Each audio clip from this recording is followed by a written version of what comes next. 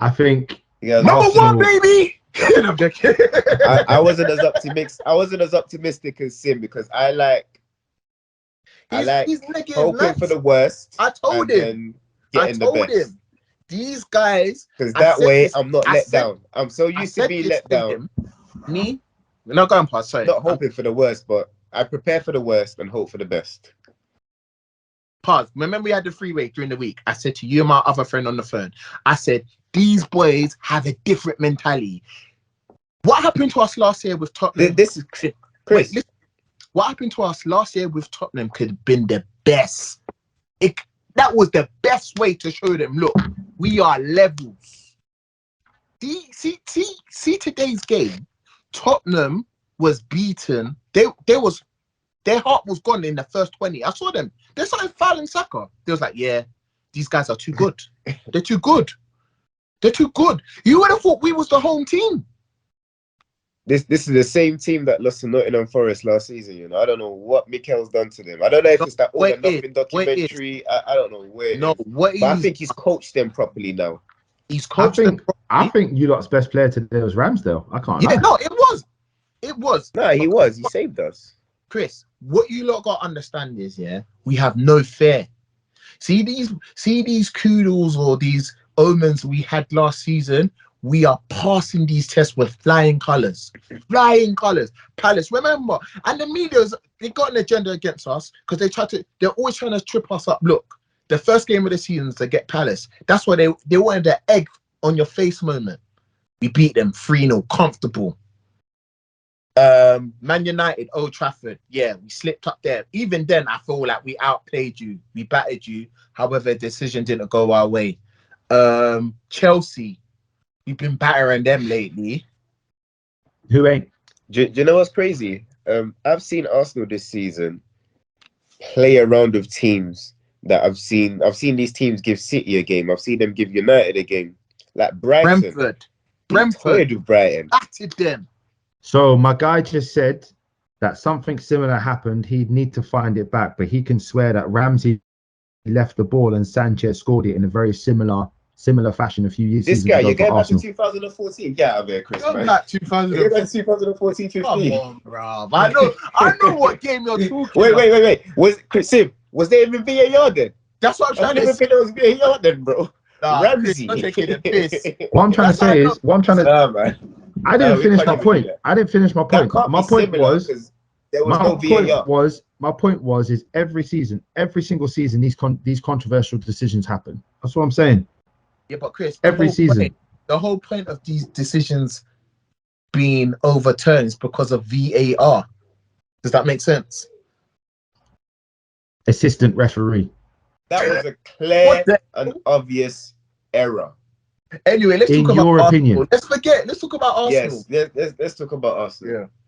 So in my opinion, by the whole squad, Tottenham, they're a second half team. Came out in the second half, tried it. Ramsdale did his thing. It's a big disappointment what the fan tried to do to Ramsdale at the end of the game.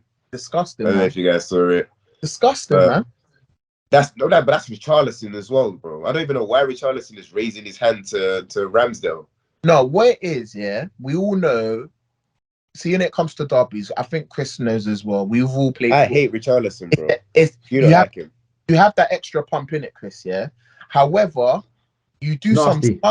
You do some to Martinelli, bro. You do some smug things within your boundaries. I think what Ramsdale did was what any Arsenal goalkeeper would have done. He just kissed the badge. By the way, he has to go and get his bottle of water after the game.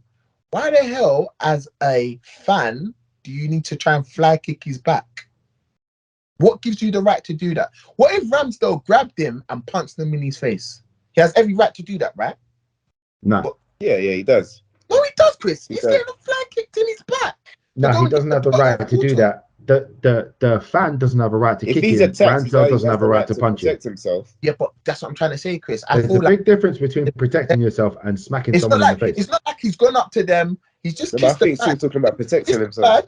He's kissed the badge. He's kissed the badge. The whistle has blown.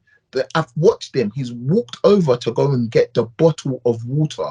He's allowed to do that, Chris. He's not doing anything to I never said Ramsdale did anything wrong. I'm just saying you can't Chris, punch someone in the face. What Richarlison done afterwards is unacceptable as well. 100%. But as I said, it's a derby game. Emotions are high, innit? I get it. But anyway, I don't even want to talking about the game. You see when Martinelli wanted to take the corner? Yeah. What Richarlison did to him? Yeah. And then he's squaring up. It's like the Brazilians. He was picking on the Brazilians. Yeah.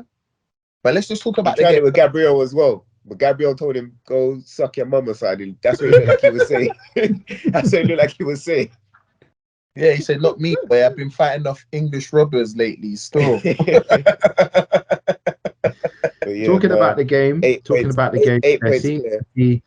there seems to be a resilience in the Arsenal mentality. This is what I think the biggest change is with Arsenal this season. So this season, and this is what I commented at United, this season there seems to be a mental shift. The resilience is there. You've got players now that a season ago or 2 seasons ago, under the same manager, would have folded. But for some reason, there's been a big shift up here, and there's a belief, like you said, Sim, they're playing with no fear. And to come through that game as winners, it shows the resilience. I personally think Odegaard is your best player, in my opinion. And the way he controlled the game was brilliant, because what Odegaard does is he finds space brilliantly well. Ask Sim. I was singing this guy's praises when he was on loan, saying we need to sign this guy. Yeah. There's a reason why he's 25 and he's captain of that team, because 25. This guy's 24. He's not 25. Sorry, I thought he was 25. The way his football brain is different. He finds space in crucial areas. He's the guy. He reminds me of Bernardo Silva. He's the guy. No, he reminds me of Ozil. No. Hear me out. No matter what time of day, no matter what game, give me the ball. Yeah. Give me the ball. He always shows. Always wants the ball. Leads by example. Today he was brilliant. I saw him on 3 different occasions. So on the 60th minute, he received the ball, turned, played it forward into Saka. And it's not just what you have to understand. There's the reason why something smaller that is brilliant is because 1, the pace that it's done at, and 2, both feet. Received it with his right, turned out, passed it with his left. Now there aren't brilliance. There aren't a lot of players that can do that. There aren't a lot of players that can do that at the speed that he does it. And the problem is, you don't know this. When we always say you need to move the ball quicker, you need to move the ball faster, some players can't do it. Some players have to have a touch. Some players have to have a touch, take that 1 second. You know what I mean, Sim? Take a touch of the ball, then look up, then, yeah? And if it takes you 2 seconds to do that, there are players out there that can do that in half a second. When Wenger said a famous thing, and I didn't understand it until I started playing football as I got older. He said, most good players he said, an average player will scan the pitch, or average midfielder will scan the pitch like 3 times. He said, an elite or world-class midfielder would have scanned the pitch 8 times before receiving the ball. Yeah. You know, I want to give you examples of players like that. I understand why Real Madrid signed this kid when he was 16 and gave him so much peace. When you watch Messi does the same thing. We all think he's walking around. He's looking constantly. Iniesta did it all the time. Yeah, always looking, I was about to say always looking. Xavi as well. Xavi's like that. And Xavi they do it all the time. Modric, they do it all the time. They're always looking. It's like, always Chris, looking. Just as you said, yeah. Sorry, Pass, for cutting you off, yeah. Just as you said, yeah. The reason why he doesn't mind always having the ball, he's already 8 steps ahead. He's thinking, when I get this ball, Saka might be there, Nketiah might be there. I've got 2 passes. So I might say, Nketiah, 1, 2, bam, Saka. You know what I'm trying to say? He's already thinking 5 steps ahead. So for me, this is why I say he's a better Ozil, because he's got that work rate, he's got that vision, and he's got that silk.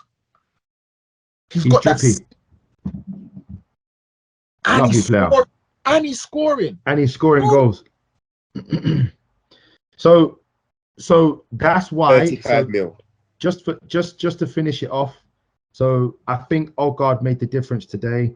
I think he represents everything good about Arsenal at the moment. Arsenal's attitude, first off, their attitude, and then also their ability. Arsenal have got good players, and if they were okay before, they've become good players. Saka is a very good player. Odegaard's a very, very good player. Saliba's a very, very good player. I think the one issue you have, and they are too good for Tottenham. Tottenham are a top 8 team. Arsenal Chris, are clearly. You see when I looked in the tunnel, I looked at the Arsenal team and the Tottenham team. I was like, wow, they're big. Like, they must be intimidating on the pitch because they're big lads. Them Tottenham players.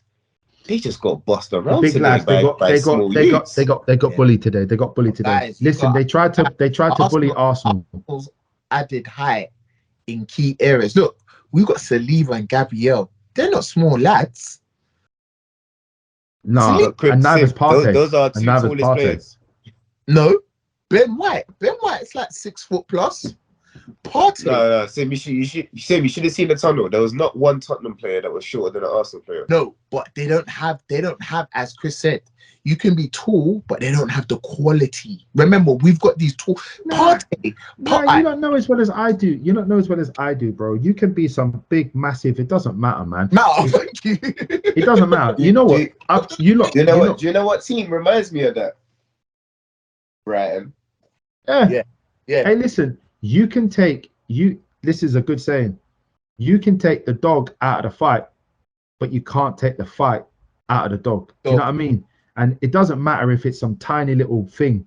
If that thing wants to ras, it's gonna ras. If it wants to chew, it's gonna chew. Arsenal have got a resilience this season. I think possession-wise, it was very equal, but I think Arsenal were far more effective with the ball. I think they moved the ball a lot quicker, and I think they deserved their goals.